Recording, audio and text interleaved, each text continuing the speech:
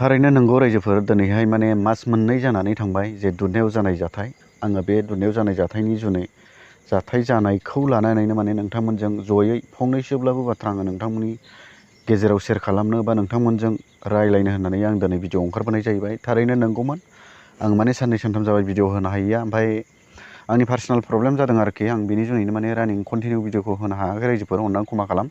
थ' रायजोफोर नै आङो दिनैबो नोंथांमोननि थाखाय मोनसे गोदान ब्लग लानानै फैलायबाय। नोंथांमोना भिडिअखौ जोबजासे नायलांगोन होननानै आं गोबांथार आसा खालामबाय। लोगोसे फिन आरो खनसेबाव सानफ्रोमबोनि बायदि आङो आंनि रिंहा बड' चेनेलनिफ्राय नोंथांमोनखौ आंनि चेनेलखौ जेसेबांनाखि नायगिरिफोर दं नोंथांमोनखौ आङो गोसो गोरबोजों फिन आरो खनसेबाव माने बरायनानै लाबाय रायजोफोर। थ' रायजोफोर आं गोबाव खालामा, नोंथांमोना थाम्बनेलाव जेरैबायदि नुदों टाइटेलाव जेरैबायदि नुदों निस्सय नंगौ भिडिअआ बे सिस्टेमनो जागोन। नोंथांमोना भिडिअखौ जोबजासेल' नायलां, अब्लानो नोंथांमोना बुजिगोन। थ' रायजोफोर दिनैहाय मास मोननै जालांबाय माने दुधनायाव जानाय जाथाय जे सानै बर' सिख्लाखौ गेंरेप खालामनाय, लोगोसे हिरनमय खाख्लारि होननाय मुंनि सासे जोहोलावखौ दुथांफोरा खास्रि बिस्रियै जे गावसिनि आखाइजोंनो बुथारनाय। थारैनो नंगौ दिनै बे साथाम मानसिनि जे दायनि साजायाव साथाम मानसिनि जे दायनि साजाखौ जाय मानसिया दाय मावगिरि बिथांमोनखौथ' थारैनो हमबाय, आरो रायजो राजाया जेरैबायदि माने साजा लुबैदों बिथांमोननि सायावहाय दिनै बे बुस्थुखौ दाबि दावहा खालामनायाव गोबांथार बर' जाथिफोरा ओंखारदों, आरो बर' फिसा हिसाबै गोबांथार माने दल संगठन हिसाबैबो गोबां माने लोगो लादों। निस्सय नंगौ रायजोफोर, आङो नोंथांमोननि बावहाय लोगो लानायखौ नोंथांमोननि स्ट्राइक खालामनायाव आङो थांनो मोनाखैब्लाबो लोगो लानो मोनाखैब्लाबो आं नोंथांमोनखौ जोबोद आंनि चेनेलनि थ्रुयैहाय धन्यबाद जासिहरो, आरो आंनि चेनेलनि थ्रुयै आंनि भिडिअनि थ्रुयैनो आं नोंथांमोनखौ हेफाजाब हरो। आं बेखौ बुंनो सानाखैखि नोंथांमोना बाव हेफाजाब होनायखौ आङो माबा मोनसे मानहानि खालामनो साननानै भिडिअ लाबोनाय जायाखै रायजोफोर, आङो सिगाङावनो बुंग्रोनाय थाबाय। थारैनो नंगौ आङो नोंथांमोननि बेबायदि जास्टिस बिनायखौ जे आसाम सरकारनिफ्राय जास्टिस बिनायखौ आङो आंनिफ्रायबो गोबांथार माने नोंथांमोननो हेफाजाब होनाय थाबाय रायजोफोर। आङो फंनैसोल' बे बाथ्रायाव बे भिडिअआव आं फंनैसोल' बाथ्रा सोदेरनो सानदों, नोंथांमोना भिडिअखौल' जोबजासे नायदो। थ' रायजोफोर दिनैनि दिनावहाय दिनैनि गाबोननि बा 10-15 दिननि बे बाथ्रा नङा, दिनै बे बाथ्राया आरो ससियेल मिडियाआव गोसारैनो दिनै मास मोननै जालांबाय। खमावबो सानसेयाव 10टा-15टा बिनि मोनसे भिडिअ आपल'ड जायो, आरो सानसेयाव 10टा-15टा जुदि आपल'ड जायोब्ला अब्ला दिनै मास मोननैयाव 60 डे थांबाय। 60 डेआव खैथा बिसिनि जास्टिसनि थाखाय बेसेबां भिडिअ आपल'ड खालामखो, सोरबा इउटुबार, सोरबा ससियेल मिडिया, सोरबा मिडियाफोर गोबांथार मानसिफोरा दिनै भिडिअ आपल'ड खालामबाय बिथांमोननि थाखाय। थ' रायजोफोर मेन बाथ्राया बेनो, एसेबां भिडिअ आपल'ड खालामसेयावबो आसाम सरकारा नुवाखै नामा रायजोफोर? मेन बाथ्रायाथ' बे नङा रायजोफोर।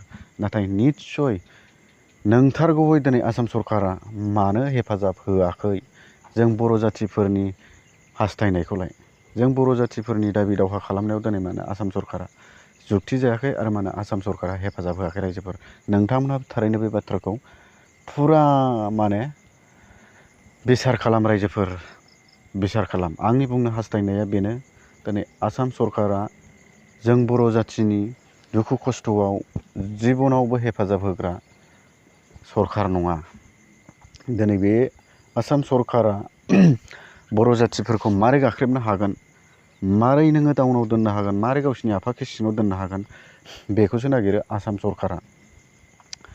जोंनि बड'लेण्ड हालामनि BTC हालामनि बर' रायजो राजाफोर थारैनो नंगौ, आरो बुंनो थाङोब्ला गोबां माने बुहुल दंबावसो जोंना दिनैहाय बर' हारिनि गेजेरावनो, बर'लेण्डनि गेजेरावनो नोंथांमोनहाबो आरो दिनैनो प्रुफ हिसाबै बे जेनाखि दुधनायाव जानाय घटना, हिरनमय खाख्लारि आरो सानै बर' हिन्जावनि जिनाहारि रेप केस, आरो बै हिरनमय खाख्लारिखौ जाय बिथांमोनहा दुथांफोरा जाय गावसिनि आखाइजोंनो अनागारि हिसाबै बिसोरखौ बुथारदोंमोन, दिनै बिसोरनि जास्टिस नागिरै नोङो बेसेबां दल संगठनफ्रा बेसेबां जास्टिस नागिरखो, अबाव मोन्दों? दिनैसिमाव मास मोननै बिथायलांबाय। ओमफ्राय जोंनि जेसेबांनाखि दिनैहाय जास्टिस बिनाय बै दायनिगिरिफोरनि सायावहाय जे साजा होनो थाखाय हास्थायनाय, सरकारनाव दाबि खालामनाय, गोबां दल संगठना दिनैहाय आसाम सरकारखौ हेफाजाब होबोदोंमोन गोबाव समनिफ्रायनो। राजनितिकनि हिसाबैनो, पलिटिकेल हिसाबैनो गोबांथार माने दल संगठना आसाम सरकारखौ देरहाहोनो थाखाय, आसाम सरकारा स्टेन्ड जाबाय थानो थाखाय, जाय आसामखौ सालायगासिनो दं, जाय मानसिया स्टेटखौ सालायगासिनो दं दिनैनि दिनाव, बे बिथांखौ स्टेन्ड खालामबाय थानो थाखाय बेसेबां बर'फ्रानो दाबि दावहा खालामनानै इलेक्सन बिबाय थादोंमोन। अब्ला दिनैनि दिनाव नोंथांमोनहा प्रुफ हिसाबै मोनदोंना मोनाखै? आंनि बाथ्राया बेसो रायजोफोर। नोंथांमोनहा दिनैहाय प्रुफ हिसाबै मोनदोंना मोनाखै? दिनै जों बर' जाथिया दुधनायनि जाथाय जानायनि थाखाय सोरनाव जास्टिक बिदों, ओमफ्राय जास्टिकखौ सोर होगोन जोंनो? मेन बाथ्राया बेनो रायजो राजाफोर। दिनै नोंगौ थारैनो आसाम सरकारनाव जास्टिक बिदों। दायनिगिरिखौ जों पाब्लिकआ, जों जाथाय जाजानाय मानसिफ्रा जेरैबायदि हास्थायदों बेबायदि जोंनो माने बै दायनिगिरिफोरखौ साजा होनो थाखाय दिनै जोंनि बर' जाथिफ्रा, बर' रायजो राजाफ्रा थारैनो खास्रि बिस्रि बुथारनायखौ लानानै, गेंरेप खालामनायखौ लानानै खोनासं नङा, बेनो जोबथा दाय आरो जोबथा गाज्रि आखला बेनो। जोबथा गाज्रि आरो जोबथा दायआ, जोबथा गिदिर दायआ बेनो रायजोफोर। नोंगौ थारैनो नोंथांमोना दल संगठन हिसाबैबो आरो गोबां रायजो राजाफ्रा बर' हिसाबैबो बिथांमोननि जाथाय जानायाव हेफाजाब होदों, दुखुआव दुखु लाफादों, खस्थ'आव खस्थ' लाफादों, गाबनायाव गाबफादों।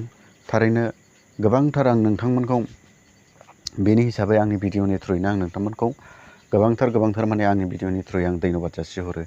थ' आङो आरो फंसेल' बाथ्रा बुंबावगोन। थ' नोंगौ दिनै आसाम सरकारा जोंनो जास्टिक होनांगौ। बे दायनिगिरिफोरखौ जों जेरैबायदि हास्थायदों बेबायदि साजाखौ अरायबो होथारनांगौ। जुदि बियो होआब्ला बेनि दायनिगिरिखौ, बेनि रिक्सखौ, बेनि गेरान्टिखौ सोर लागोन? रायजोफोर। मेन बाथ्राया बेनो। बे बाथ्राया दिनैनिल' नङा, गोबांथार जाबोबाय बिदि बर' सिख्लाफोर रेप खालामजानाय, बर' सिख्लाफोर बुथारजानाय, बर'फोर बुथारजानाय, बर' सेंग्राफोर बुथारजानाय, बर' जोहोलावफोर इनकाउन्टार खालामजानाय।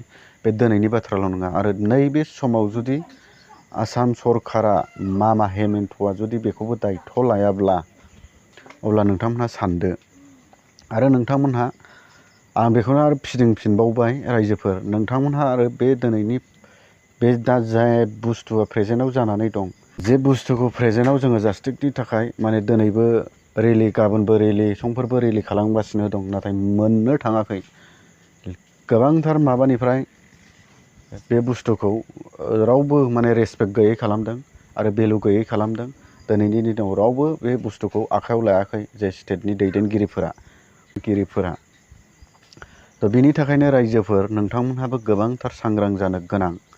दिनै जोङो जोंनि बड'लेण्डखौ बासायनो थाखाय, जोंनि BTCखौ बासायनो थाखाय जोङो सोरबादि मानसिखौ सापर्ट होनांगौ आरो सोरबादि मानसिनि बाथ्राखौ जों फोथायनांगौ, सोरबादि मानसिखौ जोङो दैथायहरनांगौ, सोरबादि मानसिखौ जोङो बासिनानै थख' खालामनानै जोङो दैथायहरनांगौ। नोंथांमोनहाबो सांग्रां जा।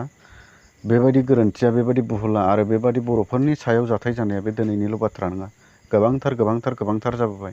नाथाय दिनैसिमावबो बर'नि जाथाय जानायखौ आसाम सरकारनि, जोंनि बे स्टेटखौ, आसाम स्टेटखौ दैदेनग्रा सासे लिडारा दिनैसिमावबो हात लायाखै आरो बेयो मालाबाबो बे बुस्थुखौ दायथ' लायाखै। आरो ओरै फुस्लेमलाय खालामनानै बिसोरो बिसिनि दायखौ फोजोबनानै होयो। नाथाय बर' जाथिखौ गोजोननाय होनो दिनैसिमावबो हायाखै। रायजोफोर, बेनोमोन आंनि गुसुं भिडिअ लाबोनाया। आंनि बे भिडिअनि थ्रुयै आं बे बाथ्राखौ बुंबाय। नाथाय नोंथांमोनहा साननो नाङा जे साला जोंनि बेहाय गोदाव सोराव हादावरि होनानै हांगा स्ट्राइक खालामनायखौ बा जास्टिकनि थाखाय जोंनि रेलि खालामनायखौ नोङो बावहाय मानहानि खालामदों, नोङो जोंखौ बखिदों। आंनि भिडिअनि थ्रुयै बुंनाय बाथ्राया बे नङा रायजोफोर। थ' आंनि बुंनाय भिडिअखौ नोंथांमोनहा मोजां सालिजारि खालामनानै खोनासं आरो मोजां भाबै नोंथांमोनहा खोनासंब्लासो आंनि बुंनाय बाथ्राफोरखौ बुजिगोन। थ' रायजोफोर, दिनैनि गुसुं भिडिअ बेनोमोन। बाय बाय, थेंक इउ।